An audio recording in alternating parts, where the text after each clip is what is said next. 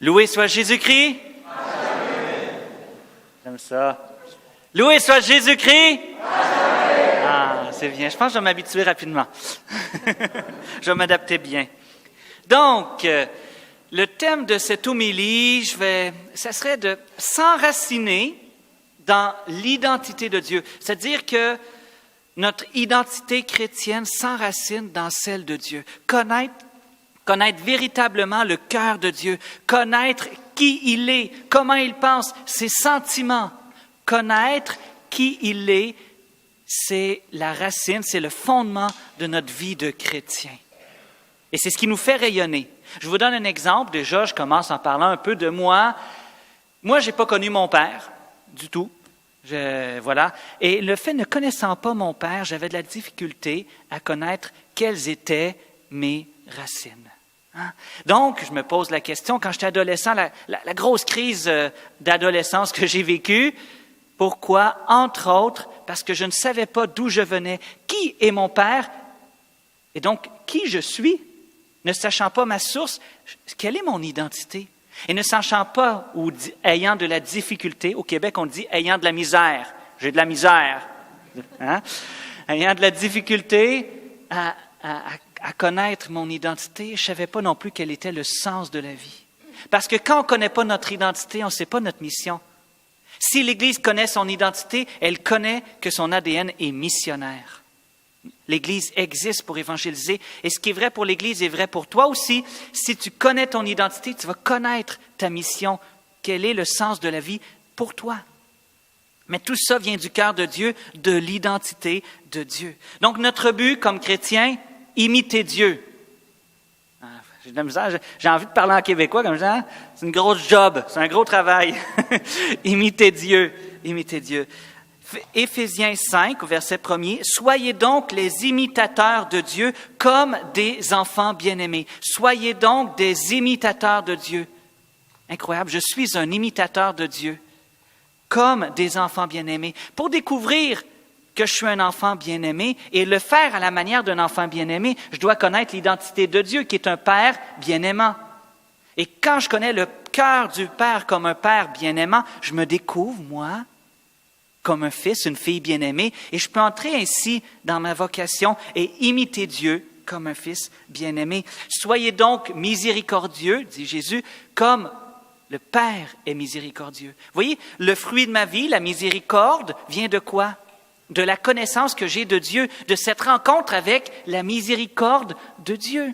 Vous vous souvenez, cette parabole de cet homme qui devait beaucoup d'argent, et puis beaucoup d'argent, il se fait rembourser. Et ensuite, il rembourse, un autre vient vers lui qu'il doit beaucoup moins et il le fait mettre en prison. Vous vous souvenez, Le Seigneur nous invite à être miséricordieux comme nous sommes miséricordieux. Donc, c'est dans l'identité de Dieu et dans notre relation à lui que l'on va rayonner, Amen? Amen. Comme disait le Père Robert, amen ou pas amen? Vous voyez, je vous ai suivi sur Facebook. Voilà. Donc, dans l'Évangile de Marc, il y a ce qu'on appelle le secret messianique. Tout au long de l'Évangile de Marc, il y a un suspense. Qui est-il? Qui est Jésus? Et on commence tout d'abord, au tout début de l'Évangile de Marc, dans la première partie, c'est comme si la connaissance de Jésus est un peu floue. Il fait des miracles, il fait des signes, il attire à lui. Mais qui est-il cet homme? Qui est-il? Et d'abord, on commence par un prophète. Jésus demande, au dire des gens, qui suis-je? Jean le Baptiste, pour d'autres Élie, pour d'autres encore, un prophète. Donc, pour l'opinion publique, c'est déjà très bien. Jésus est un prophète.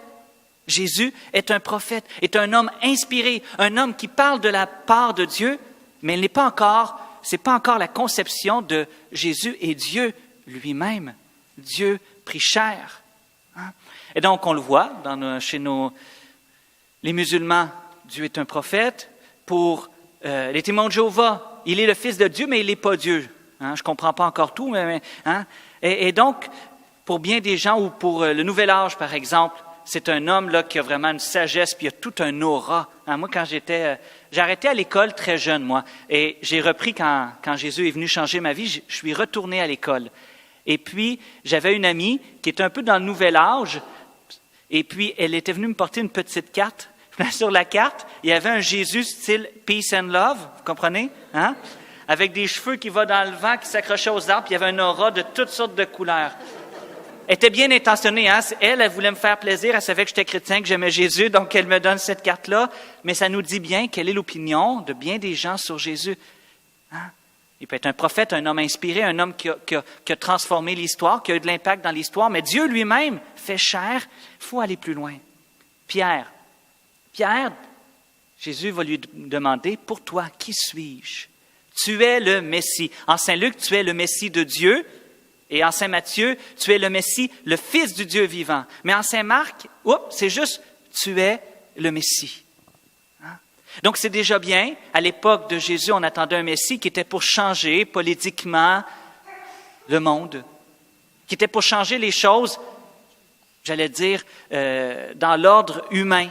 Hein? Donc, un homme qui aurait eu un impact, qui aurait changé. On attendait un Messie qui venait de Dieu, mais qui aurait changé au niveau humain les circonstances. Mais vous le savez, Jésus vient changer la profondeur de notre humanité. Donc, pour être chrétien, c'est plus que croire que Jésus est un prophète, qu'un homme inspiré, qu'un nouveau Bouddha ou je ne sais pas quoi. Il est le Fils de Dieu. Hein? Et donc, en Saint-Marc, c'est drôle parce qu'on ne dit pas encore « Tu es le Christ, le Fils de Dieu ». On va avoir la révélation complète. C'est heureux quand des enfants gazouillent dans l'Église, ça veut dire qu'il y a des enfants. Ça veut dire que l'Église, elle est vivante. C'est extra, hein? Moi, je suis heureux quand j'entends des enfants dans l'Église. Voilà. Donc, au pied de la croix, c'est le lieu de la révélation de qui est Dieu. En Saint Marc, qui dit que Jésus est le Fils de Dieu? C'est un païen, c'est un centurion qui, au pied de la croix, Jésus expire, Jésus meurt. Celui-ci était un Fils de Dieu. Hein? Le Fils de Dieu. Vraiment, celui-ci était le Fils de Dieu. C'est extraordinaire, hein? Où Dieu se révèle? À la croix. Jésus nous montre le cœur du Père à la croix. Qui est Dieu? Il est celui qui nous a tant aimés. Il est celui qui s'est fait malédiction pour que tu sois béni. Il est celui qui te sauve par amour. Voici la preuve que Dieu nous aime. Romains 5,8. Christ est mort pour nous alors que nous étions encore pécheurs. Dieu t'aime à la folie. Et la croix nous montre que Dieu est amour, que Dieu est don, que Dieu est rempli d'humilité. C'est extraordinaire hein, que le lieu de la révélation, un des lieux principaux de la révélation, c'est la croix. La croix, c'est pas d'abord je porte la croix, c'est d'abord Jésus qui me soulage de ma croix. Hein? La croix, elle est glorieuse, elle nous libère. Voilà, Dieu a tant aimé le monde qu'il a donné son Fils unique. Dieu a tant aimé le monde. Voilà ce qu'on voit à la croix. Dieu a tant aimé le monde. Et plus je découvre cette réalité-là, plus je m'en laisse toucher, bouleverser, plus ça me transforme. Nous devons découvrir, faire l'expérience que ce Jésus a donné sa vie pour toi à la croix. Et un peu comme Jésus va demander à Pierre, pour toi, qui suis-je? Le don de Jésus à la croix, en son corps, en tout ce qu'il était, il fait un don personnel de lui-même pour toi. Et cela demande de toi une réponse personnelle. Une réponse personnelle. Est-ce que tu as donné cette réponse personnelle à Jésus? Oui, Seigneur, tu es le Fils de Dieu. Le centurion était au pied de la croix, face à face avec Jésus. Tu es le Fils de Dieu. Tu es qui? Tu es le Fils de Dieu, Dieu incarné qui vient me sauver. Et moi, j'ai fait cette rencontre-là à 19 ans. Ça m'a complètement bouleversé. Ça a changé ma vie. Hein? Voilà. La révélation. Comment Pierre a découvert que Jésus était le Messie, le Christ. Hein? Je vous lis. Jésus, reprenant la parole, lui dit, « Tu es heureux, Simon, fils de Jonas, car ce ne sont pas la chair et le sang qui t'ont révélé cela, mais c'est mon Père qui est dans les cieux. » Pierre le découvre par révélation. Par révélation. Et moi, quand je pense à révélation, je pense d'abord, avec un grand R, la révélation, la parole de Dieu, la Bible, et la tradition de l'Église, la parole de Dieu. Nous rencontrons la révélation de Dieu, nous découvrons qui est Dieu, nous découvrons le cœur de Dieu dans la parole de Dieu. Hein? Pour toi, qui suis-je? Mais en même temps, c'est pas juste... Jésus veut se faire connaître à nous tel qu'il est en vérité. Puis en même temps, les scribes et les pharisiens, ils connaissaient la parole de Dieu. Et pourtant, ils n'étaient pas capables de reconnaître Jésus comme le Christ. C'étaient des gens très instruits sur la parole de Dieu, bien plus que moi je le suis. Mais ils n'étaient pas capables de reconnaître qui est Jésus alors que les Écritures en parlaient. Nous avons besoin de l'Esprit Saint. Nous avons besoin de cette rencontre avec le Christ qui enlève le voile de nos yeux pour vraiment comprendre cette parole. La parole de Dieu peut être un objet seulement intellectuel. Ça peut être simplement au niveau de la tête. Mais mon cœur a ce qui a été touché aussi. On a besoin d'étudier la parole de Dieu et de la comprendre intellectuellement, mais est-ce que mon cœur a été touché par cette parole qui me révèle qui est Jésus pour moi? Parce que l'œuvre de la croix peut être quelque chose d'extérieur. On peut chanter toute notre vie « Dieu est amour » dans une chorale sans que ça change ma vie. Voilà. Donc, qui est Jésus pour moi? J'aimerais vous citer le cardinal Suenen, que j'aime beaucoup, un des pères du Concile Vatican II, et qui parle de l'expérience. Parce que des fois, on parle d'expérience de Dieu, puis on va dire, ouais, comme on dit au Québec, il est flyé, lui, hein?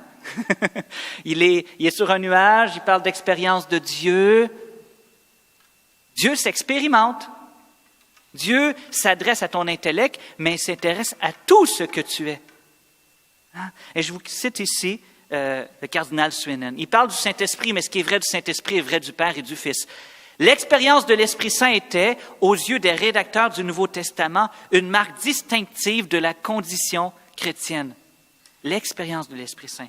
En se définissant par rapport aux non-chrétiens, les fidèles des origines, les fidèles du tout début, ils faisaient naturellement appel. Ils se concevaient eux-mêmes moins comme les représentants d'une nouvelle doctrine que comme les témoins d'une réalité nouvelle, la présence agissante de l'Esprit. Au début, ils ne disaient pas « je suis chrétien à cause de telle doctrine ». Je suis chrétien parce que j'ai fait l'expérience du Saint-Esprit. C'est ce que nous dit le cardinal Suenen. Je ne sais pas si je prononce bien son nom, là, mais l'Esprit était pour eux un objet d'expérience, tant personnel que communautaire, qu'ils ne pouvaient nier sans cesser par le fait même de se reconnaître chrétiens. Nous devons apprendre à rencontrer le Seigneur, à passer du temps dans sa présence pour découvrir qui il est, Est-ce que, quand je parle, vous comprenez bien avec mon accent québécois? Ça va? Ouf! Hey, ça fait un petit bout là que une chance, vous n'avez pas dit non, hein? J'aurais été mal à l'aise. Voilà. Donc, rencontrer Jésus, faire l'expérience de sa présence pour recevoir cette révélation fraîche comme Pierre en a reçu une. Comment faire? Il n'y a pas de truc magique, mais ayez soif. Est-ce que tu as soif de Dieu? Et ça, là, puis je suis d'accord, ceux qui ont dit oui, je suis d'accord, si tu le dis, je te crois. Mais c'est juste entre toi et Dieu, personne ne peut le dire. Moi, quand j'avais 19 ans, là, un jour, je ferai mon témoignage au complet, mais je sortais de la drogue et de l'alcool. Et je me souviens, j'étais le matin près d'un sentier dans la nature et j'ai crié, « Dieu, si tu existes, montre-le-moi. » C'est sorti de mes tripes, c'est sorti de mes entrailles.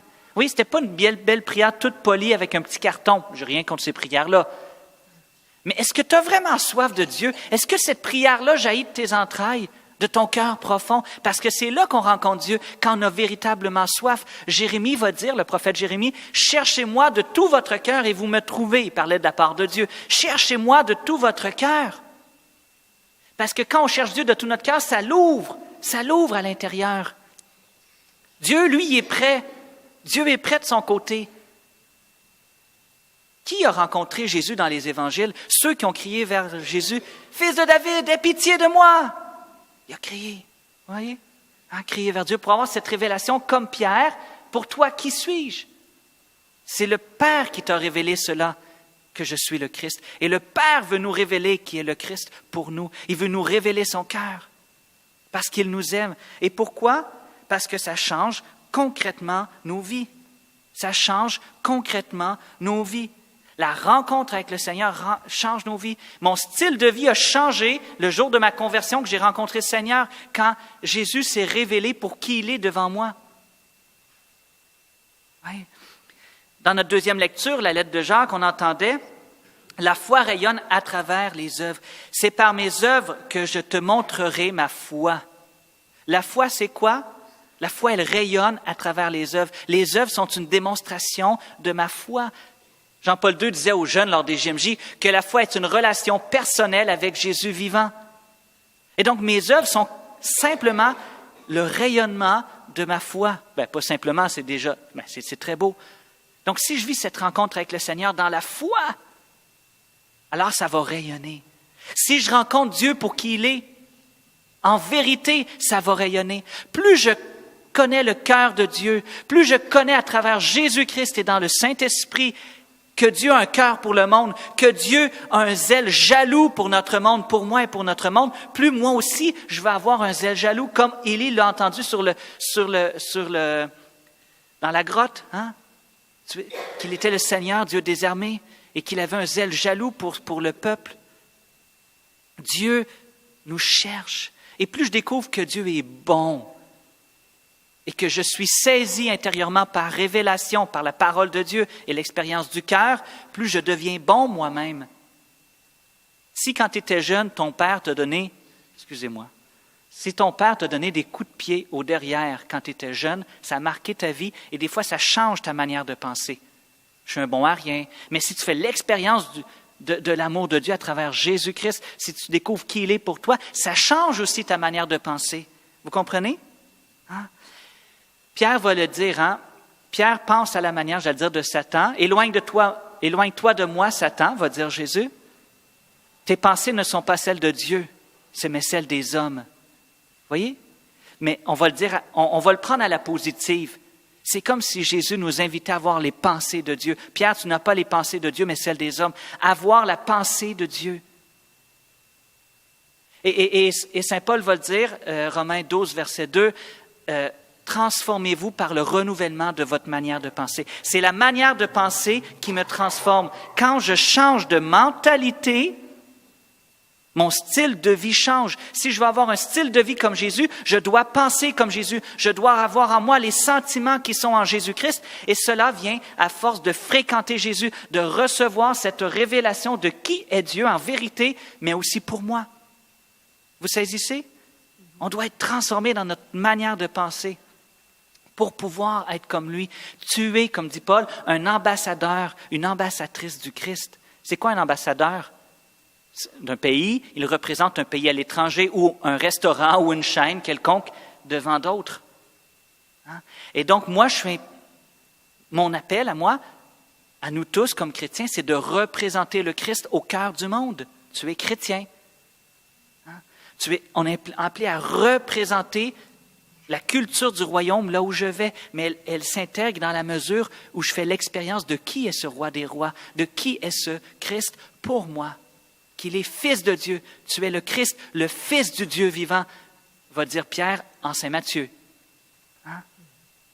Voilà, nous sommes ambassadeurs du Christ. Donc Jésus veut que je puisse répondre à cette question, pour toi, qui suis-je, pour que je puisse être comme lui, comme lui.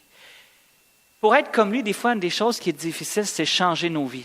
Je ne sais pas, vous avez des mauvaises habitudes, je vous confesse que je ne suis pas parfait, puis que comme vous, j'ai des mauvaises habitudes. J'essaye de changer. Nous devons nous convertir du péché et du mal, de nos égoïsmes. Hein? Voilà. Si quelqu'un veut marcher à ma suite, qu'il renonce à lui-même, qu'il prenne sa croix et qu'il me suive. Renoncer à soi-même, ça veut dire quoi? Bon, on pourrait mettre beaucoup de choses, je vais vous en dire juste un petit peu, mais c'est renoncer à ce qui est égoïste, ce qui met une barrière entre moi et Jésus, ce qui est contraire au royaume et à l'Évangile. Parce que moi, à un moment de ma vie, je croyais que renoncer à moi-même, c'était renoncer à ce qui donnait la vie en moi. Et ça m'a donné la mort. Donc, c'est pas ça. Il y a des belles choses qui sont en toi. C'est pas à ça qu'il faut renoncer, que Dieu a mis. Si quelqu'un veut marcher à ma suite. Donc, pour se détacher, parce que des fois, on veut se détacher du péché, se détacher des mauvaises choses qui sont en nous, on doit s'attacher. S'attacher à Jésus pour se détacher de l'esprit du monde. Vous comprenez? Parce que c'est dur, lutter pour transformer nos vies. Et pour le faire, il faut avoir des cœurs d'amoureux. Et c'est là que la rencontre avec le Christ, c'est là que découvrir que qui est le Christ m'aide à me détacher. Il faut que le Christ touche mon cœur. Une nouvelle révélation de sa présence me rend encore plus amoureux de Jésus pour que je puisse me détacher de ce qui n'est pas de lui. Et ça devient beaucoup plus facile. Même si je mets toutes mes œuvres, c'est d'abord la grâce de Dieu qui me convertit, qui me change. Voilà.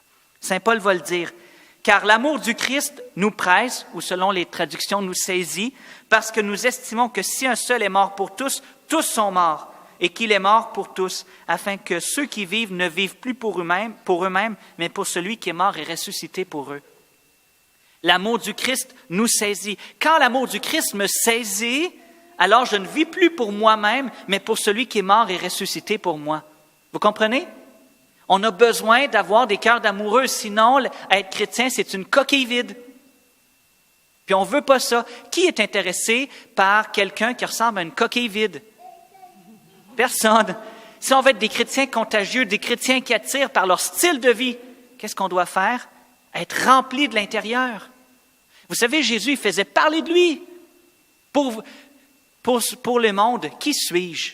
Va demander tout d'abord Jésus. Jésus fait parler de lui. Et nous, comme chrétiens, on devrait, entre guillemets, faire parler de nous, pas pour nous-mêmes, mais dans le sens que, hey, regarde un tel, il y a tellement de bonté, il y a tellement d'humilité, il y a tellement de service. À son contact, les malades sont guéris. Qu'on puisse voir Jésus à travers nous parce qu'on est en contact avec lui, parce qu'on a reçu une révélation fraîche de sa présence. Amen? Amen. Voilà. Vous ne vous appartenez plus à vous-même, car vous avez été racheté à grand prix. Quand j'ai conscience que j'ai été racheté à grand prix, ma vie ne m'appartient plus. Je peux renoncer à moi-même, prendre ma croix. Mais c'est d'abord parce que j'ai saisi que Jésus est le Fils de Dieu qui donne sa vie pour moi à la croix. C'est une question de cœur, c'est une question de rencontre. Dieu est vivant. Jésus est vivant.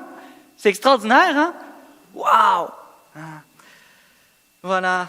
Donc, c'est vraiment ce que je désire. Moi-même, c'est ce que je désire. Seigneur, je veux plus de toi. Je suis insatisfait de ce que je vis. Je veux plus. J'ai soif pour plus. Je veux encore plus comprendre qui est le cœur du Père à travers Jésus. Je veux comprendre, Seigneur, par révélation, à travers ta parole, qui tu es pour que ça me transforme et que je devienne un chrétien contagieux. Seigneur Jésus, envoie sur moi ton esprit pour que vraiment je sois renouvelé, que je puisse goûter au cœur du Père, que je puisse découvrir pour moi que tu es le Christ, le Fils du Dieu vivant qui a donné sa vie pour moi à la croix. Seigneur, change ma vie pour que je puisse te ressembler. Amen.